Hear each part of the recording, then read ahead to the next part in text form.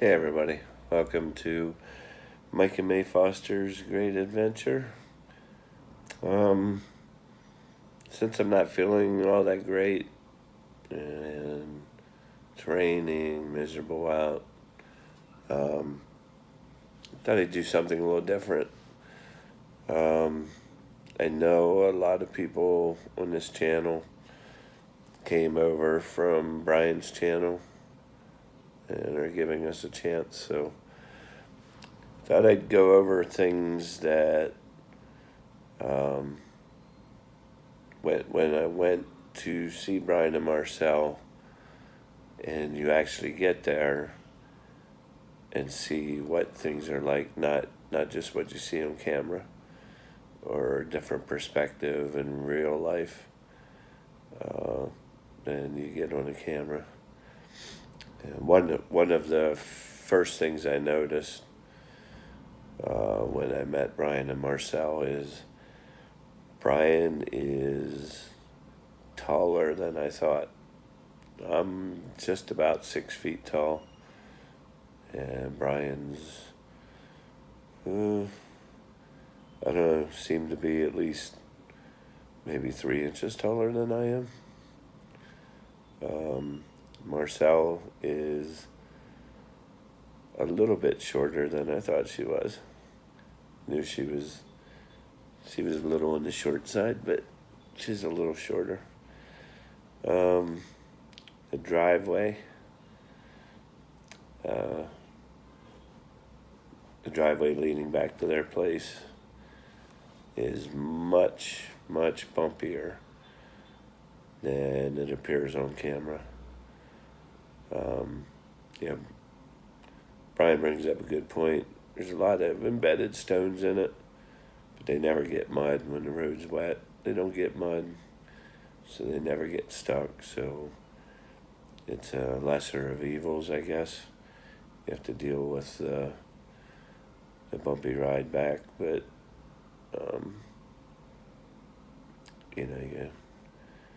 you don't have to worry about whether you're getting home if it rains. Now, on the farm. One of the things that I noticed is the little white van is bigger in real life than it appears to be on camera. It just seemed tiny to me when you're watching it on camera, on video, but it's actually bigger than it appears. And ironically, the red van is smaller than I thought it was. It's still decent size, but it is smaller to my eyes in real life than it is on camera, which really makes it impressive that they somehow managed to get, I think, 48 sacks of rice hulls in it. It's not a tiny van by any means. It looks smaller in person.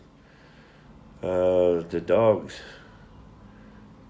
I thought all the dogs were bigger than what they are, except Nini. You know what Nini is, her breed.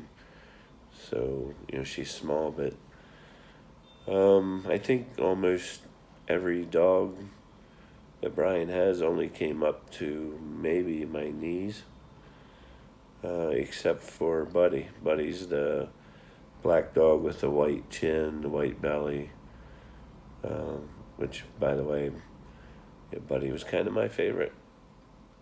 But yeah, they're all small. You see them on camera.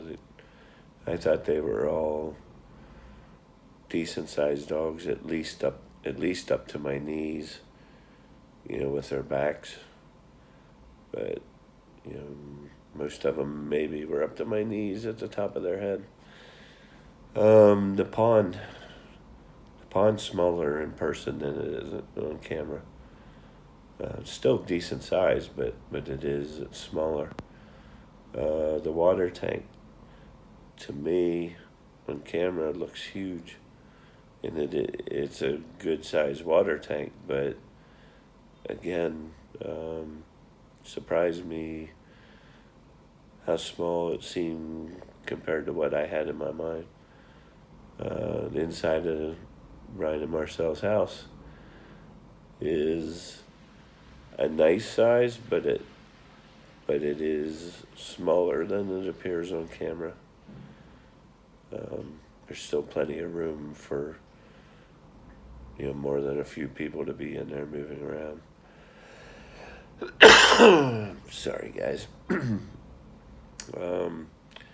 I noticed, and I think I showed it in one of my videos, Marcel won. She has the sculpture that Tai made. She has it in the house, so she won that one. When we did the tour of the piggery, some of Brian's sows are incredibly long and lean.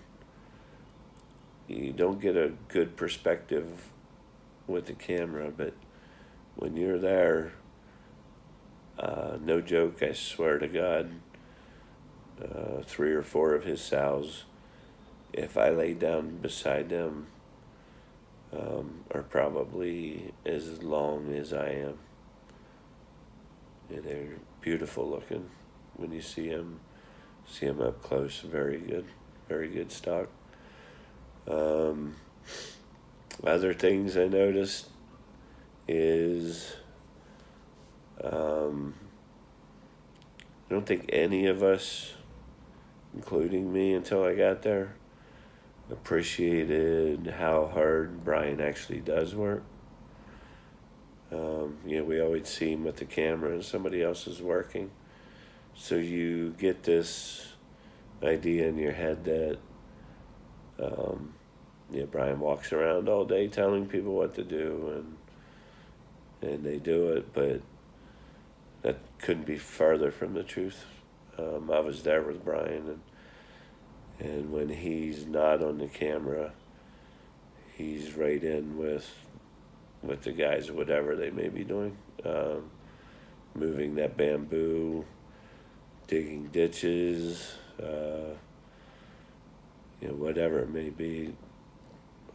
Brian is a very, very, very hands-on. So I know that's a big one with everybody. That's a huge misconception.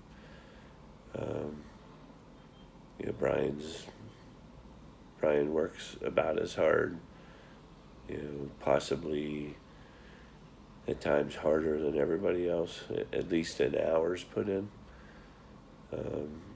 When everybody else's day is finished, Brian might have been out there helping dig a ditch all day or whatever it may be, and everybody else is done and goes home, and Brian and Tai load up in the van and go make a run to 5 or 6 hardware stores to get whatever they need for the next day and get home late.